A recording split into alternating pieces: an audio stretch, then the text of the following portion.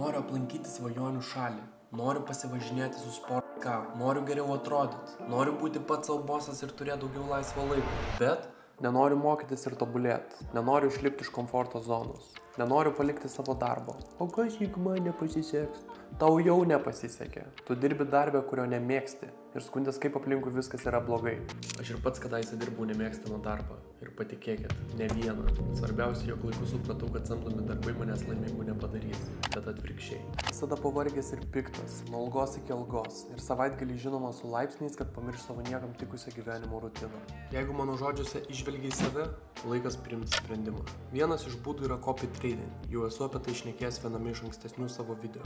Sutinku, kad pasyvaus uždarbio galimybė yra puikiai, tačiau turite suprasti, kad visgi rizika ne jūsų rankose. Kodėl viso to neišmokus pačiam? Video aprašymo apačioje prisegiau nemokamai PDF formato knygą, kuri padės jūs užvesti ant kelio ir išmokti pagrindus. Jeigu norėsite savo teorinės žinias pritaikyti praktiškai, rekomenduoju tai daryti per fxreplay.com svetainę ir nerizikuoti savo kapitalu. Tiesiog galėsite praktikuotis ir sekti savo progresą. Daugelis žmonių mano, kad norint pradėti prekybą reikia turėti labai daug pinigų. Tačiau šiais laikais turime taip vadinamas prop firmas, kurios už tam tikrą mokestį gali suteikti ženkliai didesnį kapitalą. Žinoma, yra tam tikros sąlygos, bet šiame video apie tai neišsiplėsiu.